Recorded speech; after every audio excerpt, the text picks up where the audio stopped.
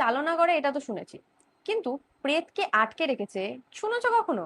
আজকের যে স্টোরিটা বলবো এটা সেটা নিয়ে। আমার এক ফলোয়ার্স, তার বাড়ির কাছেই একটা জায়গা আছে যেখানে প্রেতকে আটকে রেখেছে নাকি একটা তান্ত্রিক। তো আমার যে ফলোয়ার যে স্টোরিটা পাঠিয়েছে সে বললো যে সে নাকি তাদের নাকি একটা পুকুর ধার আছে, সেইখানে সে আর তার ভাইরা বসে গল্প করছিল একদিন রাতে। রাত 12টা হয়ে গেছে, এবারে রাত 12টার সময় ওরা গল্প করতে করতে ওদের মনে হলো যে পুকুরের ওই সাইডে কেউ একজন তো বসে আছে যার চুল পুরো পা পর্যন্ত। এবারে ওরা ভাবে যে কি ব্যাপার, কে আছে, তো কে কে করতে করতে ওদিকে যায়, কিন্তু দেখে কেউ নেই। ওরা আবার চলে এসে এসে গল্প করতে থাকে। এবারে কিছুক্ষণ পর আবার ওদের মনে হয় যে কেউ তো বসে আছে এবারে। আর যে বসে আছে যেটা ভাবছিল অ্যাকচুয়ালি বসে নেই, অ্যাকচুয়ালি দাঁড়িয়ে আছে, আর যার হাইটটা 3 থেকে 4 ফুট পর্যন্ত, আর পা পর্যন্ত চুল আছে। তো এটা দেখে ওরা তো এবার ভাবে, আরে আমরা একটু আগে কে কে করে গেলাম, আবার চল দেখি কে এসছে। তো বলে দেখতে যায়, তো দেখে এবারেও কেউ নেই, কিন্তু জায়গাটা এবার ফট করে ওদের একটা অফ ফিল হয়। মানে এতক্ষণ এখানে বসেছিল গল্প করছিল, হঠাৎ করে ওদের মনে হলো যে জায়গাটা ফট করে কেমন ঘুটঘুটে একটা অন্ধকার টাইপের হয়ে গেল, বা কিছু দেখা যাচ্ছে না। আর তাছাড়া জায়গাটা পুকুরের অপোজিটে হলেও মানে এরকম সরু রাস্তা আছে, তো ইজিলি যাওয়া আসা করে লোকে। কিন্তু ওদের মনে হলো যে জায়গাটা ফট করে একটু ঠান্ডা হয়ে গেল আর একটু অন্ধকার টাইপের বেশি হয়ে গেল। তো ওরা ভাবছে রাত হয়ে গেছে, বেশি এখানে আর না দাঁড়িয়ে বাড়ি চলে যাওয়া যাক। বাড়ি গিয়ে এইটা নিয়ে অতটা ওরা গাই করে না, জাস্ট ইগনোর করে যে যার মতো থেকে যায়। এবার কিছুদিন পর ওদের মনে হয় যে গরমকাল যেহেতু, তো ওরা ভাবে যে আবার পুকুরের ধারে যাবে। কিন্তু এবারে ফলোয়ার্স কে যখন বলে ওর ভাইরা যে চ ঘুরে আসি, কিন্তু ও বলে না আমার ভালো লাগছে না। তো এটা নিয়ে ওরা কথা বলছিল পুকুরের ধার নিয়ে। তো এই টাইমে ওর দাদু আসে, আর দাদু এসে পুকুরের ধার শুনে এবার একটু বকতে শুরু করে যে তোরা রাতের বেলা কেন যাচ্ছিস, রাতের বেলা ওই দিকটা ভালো নয়। তো দাদু, ব্যাপারটা কি ওখানে কিছু তো একটা ব্যাপার আছে, এতদিন বাড়িতে কাউকে তেমন কিছু বলেনি, বাড়ির লোক জানে কিন্তু এরা যেহেতু ছোট ছিল এবার বলার প্রয়োজন মনে করেনি যে ওখানে কিছু আছে। এবারে যখন দেখছে যে না ছেলেরা বড় হচ্ছে, ওইদিকে যাচ্ছে, তো এবার বলা উচিত। এবারে যখন দাদু বলে যে 40 বছর আগে ওখানে এক তান্ত্রিক থাকতো, যে ওখানে একটা প্রেতকে বেঁধে রেখেছে। তো দাদু এবার বলে যে ওরা জানতো না ফার্স্ট এইসব কথা। দাদু একদিন মাছ ধরতে যায়, মাছ ধরতে গিয়ে তবে শুনেছিল যে ওই যে তান্ত্রিক সে নাকি শ্মশান থেকে পোড়া মানুষের হাড়, সেই হাড় নিয়ে এসে কিছু একটা করছে। আর ওর বাড়ি থেকে প্রতিদিন রাতে নাকি মুরগি আর ছাগল এরকম মানে জ্যান্ত পশুর আওয়াজ শোনা যায়। তো এবার তারপর এরা বুঝতে পারলো যে হয়তো যে প্রেতকে মানে চালান করছে লোকেদের হেল্প করার জন্য, ও নিজে হয়তো সিদ্ধ করেছে কাউকে, সেই প্রেতকে, আর তাকে হয়তো রক্ত দেয়, কাজের বদলে রক্ত দেয় হয়তো। এগুলো নর্মালি শুনছিল, তখনও জানতো না। তো একদিন দাদু পুকুরে মাছ ধরতে গেছে সন্ধ্যেবেলা, বেশি রাত নয়। মাছ ধরে ফট করে ওনার মনে হলো যে পুকুরের ওই সাইডে কেউ দাঁড়িয়ে আছে, আর সেম 3-4 ফুট হাইট। দাদু মানে এরা কিন্তু বলেও নি দাদুকে এত কথা এখনো, দাদু তাতেই বলছে যে 3-4 ফুট হাইট, আর চুলটা পা পর্যন্ত, চোখটা জল জল করছে। এটা যখন শুনলো আমার ফলোয়ার্স বুঝে গেল যে না এটা সত্যি কথা, আমরা যা দেখেছি ওটা মিথ্যে নয়, যে কিছু তো একটা ব্যাপার আছে ওইখানে সত্যি। আর সেম জিনিস যে 40 বছর আগে দেখছে, সে সেম জিনিস ওরা এইবারে দেখেছে। তো ওদের তো এবার বিশ্বাস হয়ে যায় না প্রেত বলে তো কিছু আছে আর কিছু তো হয়। যখন মাছ ধরছিল দাদুকে, দাদু এটা দেখে বেশ ভয় পেয়ে যায় যে কি হলো, কিন্তু তখন ওই তান্ত্রিক এসেছিল। তান্ত্রিক এসে বলে দেখ তোরা তো এখানে থাকিস, তোরা রাতের বেলা এই দিকে আসিস না, সন্ধ্যের পরে এই দিকটা ফাঁকা রাখিস, তোদের এখানে যে আছে সে কখনো ক্ষতি করবে না, কিন্তু সন্ধ্যের পরে এদিকে আসবি না, আর এটা সবাইকে বলে রাখিস।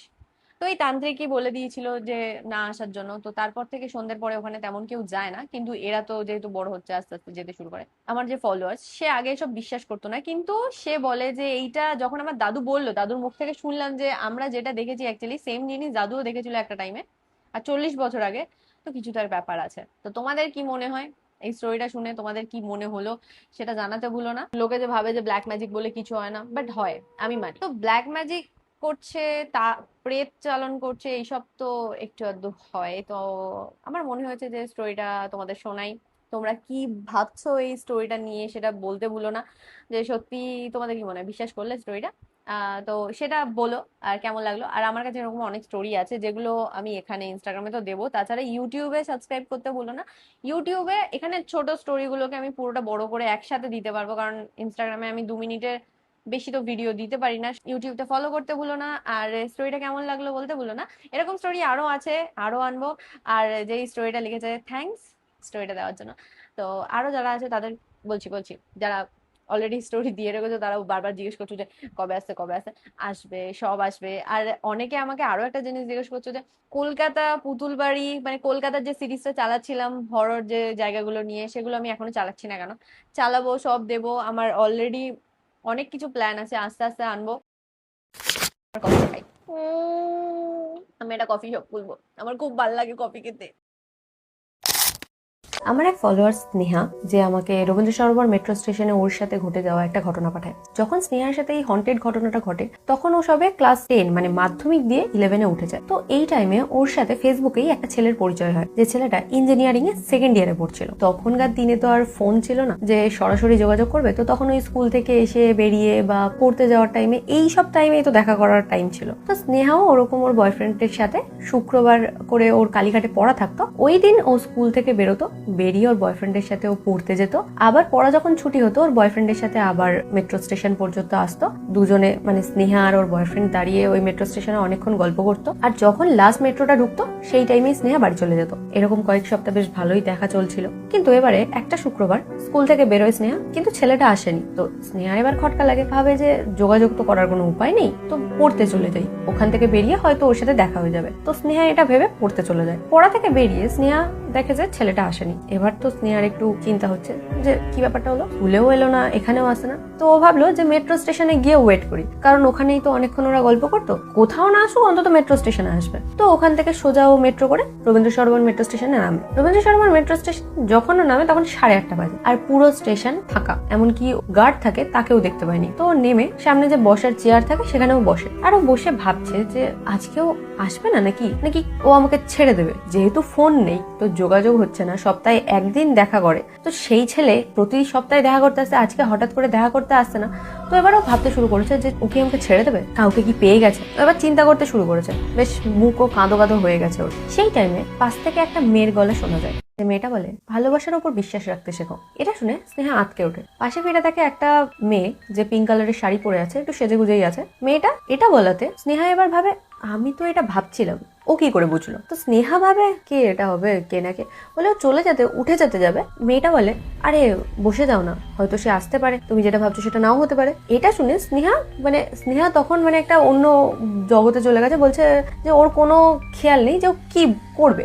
তো ওই মেয়েটার কথাতে ওখানে বসে দেয়। এবার মেয়েটা বলে আজ থেকে 6 বছর আগে নাকি একটা মেয়ে রেজিস্ট্রি ম্যারেজ করার জন্য এই স্টেশনে এসে দাঁড়িয়েছিল। যাকে মেয়েটা বিয়ে করতে যাচ্ছিল, সেই মেয়েটার তো ওই স্টেশনেই আসার কথা ছিল, কিন্তু সকাল গড়িয়ে রাত হয়ে যায়, সেই ছেলেটা আসে না। আর এবারে মেয়েটা বুঝে যায় যে এই ছেলে পালিয়েছে, এই ছেলে আমাকে বিয়ে করবে না। আর অলরেডি মেয়েটা বাড়ি থেকে পালিয়ে এসেছিল, তো কোনো মতেই ওর আর বাড়ি ফেরা সম্ভব নয়। তো মেয়েটা তো সারাদিন ওয়েট করছিল, আর যেহেতু ওর বাড়িতে এখন আর যাওয়ার কোনো উপায় নেই, ও বাড়ি থেকে পালিয়ে এসছে, তাই ও আর কোনো কিছু না ভেবে রাত যখন হয় তখন মেট্রো স্টেশনে ঝাঁপ মারে। কিন্তু স্টোরিটা এখানেই শেষ নয়।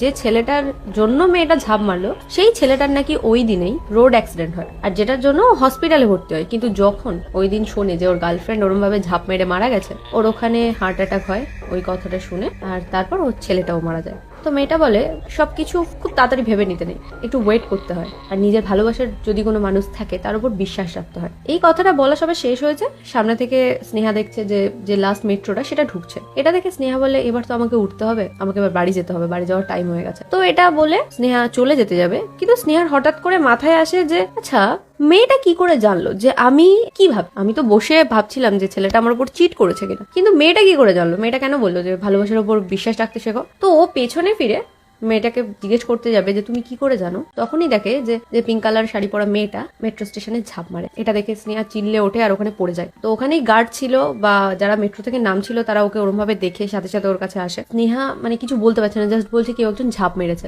তো সবাই বলছে কেউ ঝাঁপ মারেনি, তুমি ভুল দেখেছো, কারণ মেট্রো ঢুকে গেছে, যদি কেউ ঝাঁপ মারতো বোঝা যেত। তখনই স্নেহার চেনা একজন লোক, সে স্নেহাকে দেখতে পায় ওইভাবে, তো স্নেহাকে তারপরও বাড়ি নিয়ে যায়। স্নেহা ঘরে গিয়ে ও তো পুরো শকে আছে, এখনো কি বলবে কিছু বুঝতে পারছে না। ও যখন ঘরে বসেছিল আর ভাবছিল যে এটা কি হয়ে গেল, তখন ও দেখতে পায় ওর জানলার পাশ থেকে কেউ দাঁড়িয়েছিল আর ওকে এরম ভাবে দেখে বেরিয়ে গেল। তো ও তো দেখে বহুত ভয় পেয়ে যায়, কারণ ও দোতলায় থাকতো, আর ওরম ভাবে জানলার পাশ থেকে যাওয়া অসম্ভব ব্যাপার। ও এত জোরে চিল্লায়, ওর মা আসে দেখে, কিন্তু কেউ ছিল না জানলায়। তারপরে স্নেহা বলে দেয় যে কি হয়েছে, যেটা ওর মা এবার বুঝতে পারে যে কিছু একটা ব্যাপার হয়েছে। ওই দিন রাতে স্নেহার খুব জ্বর আসে। তারপরের দিন ওর মার ফোন যেহেতু মেসেজ করতো, যে ছেলেটার সাথেও কথা বলতো, তার মেসেজ আসে যে আমার কালকের স্কুটিতে অ্যাক্সিডেন্ট অ্যাক্সিডেন্ট হয়েছে, তো আমার হাত ভেঙে গেছিলো। তো 3টের সময় ঘটনাটা ঘটেছিল দুপুর, তার জন্য আমি হসপিটালে গিয়েছিলাম। আর তারপর ফিরে আসতে আসতে আর তারপরে ফোনও তেমন আমি ইউজ করতে পারিনি, তার জন্য আমি তোমাকে জানাতে পারিনি, সরি। নেক্সট উইক দেখা হবে। তো স্নেহা এটা দেখার পরে ছেলেটাকে তো কিছু জানায় না প্রথমে, কিন্তু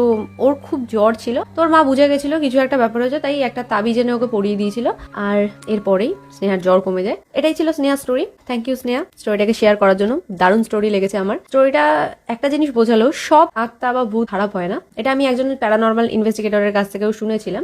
সব আত্মা যে খারাপ হবে এমন নয়, কিছু কিছু আত্মা ভালো থাকে। তো সেই খারাপ আত্মাগুলোর মধ্যে যেমন বাজে গুণ আছে, বাজে করতে পারে, কিন্তু সেই ভালো যে আত্মাগুলো থাকে কিছু কিছু টাইম, তারা কিন্তু আমাকে ভালো কিছু শিখিয়ে যায় বা কোনো কিছু খারাপের থেকে আমাদেরকে প্রোটেক্ট করে যায়।